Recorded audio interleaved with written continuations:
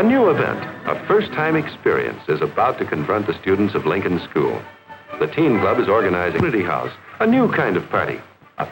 Gee, things are happening. Oh, and look, a real party for a change. Dave! Let's go together, Cindy. Well, how do you know somebody isn't going to ask to take? Oh, do you think somebody might? Oh, golly, I'd be scared to death. Maybe we better go together, Cindy. Hey, George, how about it? You and your date. Who you going to ask? Me? I don't like parties. I am not. Yeah, too. I am not. Hi, boys. Hi, Coach. What's the big argument? Oh, Bill's kidding George. He says he's scared to ask a girl to the winter party. Scared to make a date, George? I never asked a girl to anything. Maybe you haven't, but you'll be wanting to someday. Look at it this way. Remember the first time you ever dived? Remember how you just knew you couldn't make that first plunge? But you did. After that, it was easy, wasn't it? Yeah. That's all right as far as diving goes. But gosh, dating's different. Sure, but you want to date someday, George. It's easier here where you know everyone so well. Later on it may be harder. Like taking your first plunge from the high dive. Diving into the social swim is a lot easier than it seems. It's just a matter of following a few very simple rules of etiquette, a matter, too, of having a little courage. After a morning of thinking it over, George decides to take the plunge. Oh, sorry. Hiya, Mildred. Hi. How'd you like Skip Davis's poster? Pretty good, huh? Yeah, pretty good. Ought to be a nice party, maybe with a floor show and all. Yeah, sure will. Would you like to go? Huh? I mean, would you like to go to the party? You mean with you? Why, I guess so. That'd be okay. Sure. I'll have to ask at home, of course.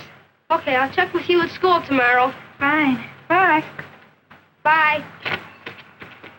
George did make the date. Awkward, maybe, but the date is made. Here's Bill ready to make the plunge. Let's see how well he does it.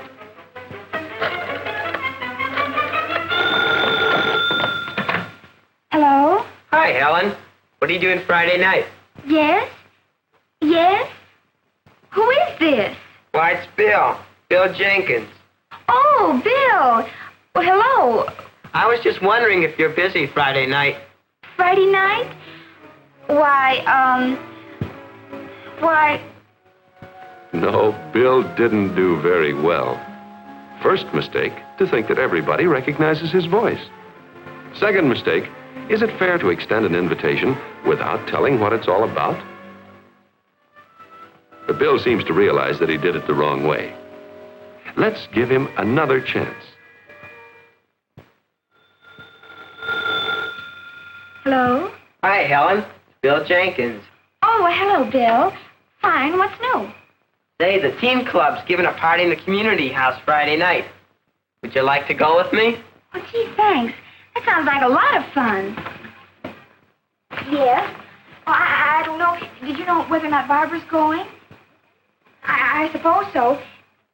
Hold it. This is getting embarrassing for both of them. They don't know how to stop.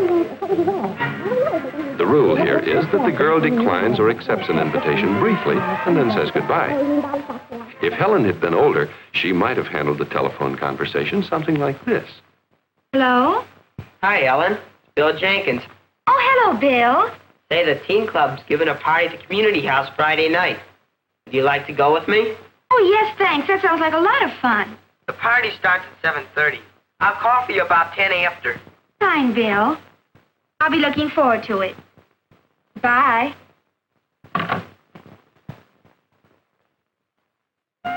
Well, here it is, the dance night. Bill is well groomed. That's the first step. His next problem is what to say when he gets to Helen's door. Bill wonders who's going to open the door. How do you do? I'm Bill Jenkins. I've come to call for Helen. Oh, yes. How do you do? Nice We've start. been expecting you. Now let's do it again, and suppose that Helen had opened the door.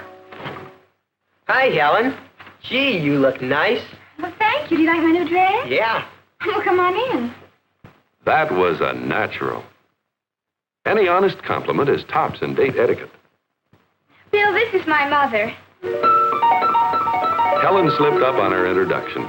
The rule here is the younger person is always presented to the older person. Try it again, Helen. Mother, this is my friend, Bill Jenkins. Hello, Bill. How you do? Father, this is Bill Jenkins. He caddies at the municipal golf course. Maybe you've seen him there sometimes. How do you do, Bill? How do you do? Good. And Helen, by mentioning Bill's job, has started a lively conversation. But not every boy is as lucky as Bill. Let's see how his friend Dwight is making out. Dwight here is obviously on the spot. No one is being helpful. What do you talk about in a situation like this, he wonders? The weather? Pictures on the wall? What? The only thing on his mind right now is the party he's going to. Why not say something about the party? The party's going to be fine tonight. There's going to be a floor show. A couple of 8th grade kids are going to get some invitations. There's a good piano player, too. Dwight found a good topic for conversation. You may wonder what to talk about all evening on a date. But the secret of easy conversation is getting off to a good start. And here, the girl can often take the lead. My, did Mother and I have a time at the hairdresser's today? Oh, it was so funny. And do you think this is a good start? Hardly. What does Dwight know about hairdressing problems? Now, here's a good way of selecting subjects for conversation. George is thinking about them beforehand.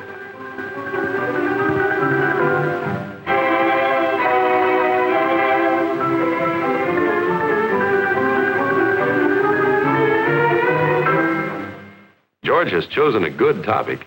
It seems that Mildred enjoys telling about her new puppy. Here they are at the party.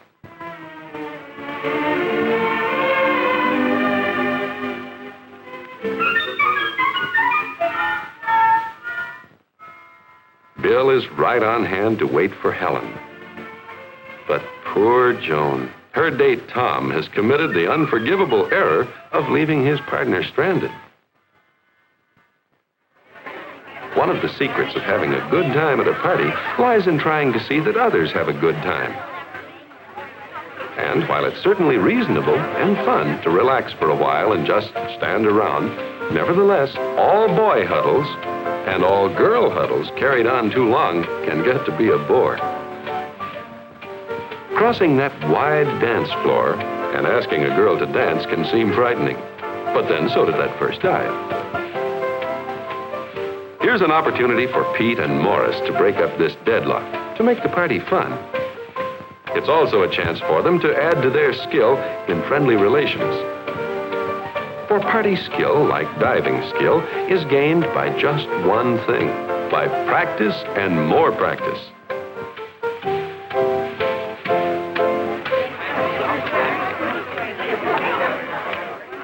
An efficient committee helps to make a party a success by thinking of those who are interested in other things than dancing.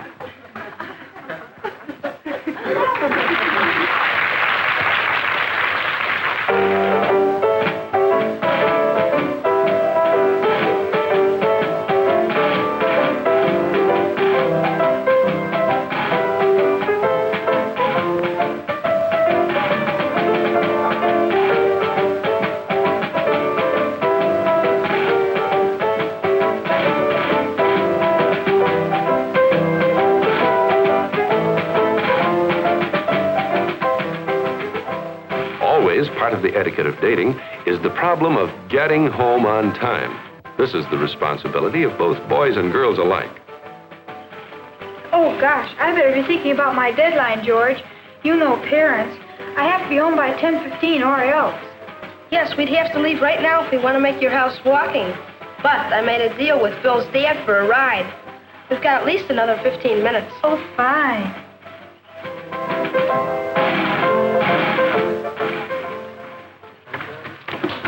Good night, Mr. Jenkins, and thanks for the lift. Bye. Night. Good night, George. Good night, Mildred. Bye.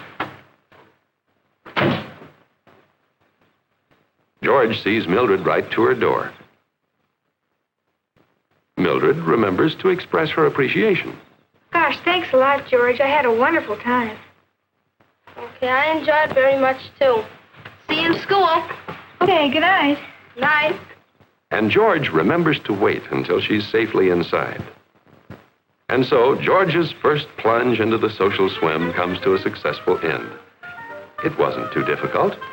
All it required was a little courage and following a few simple rules of etiquette. Rules which are based on just one thing: consideration for the feelings of others. Politeness comes naturally when we are considerate. Lack of consideration can spoil our partner's good time.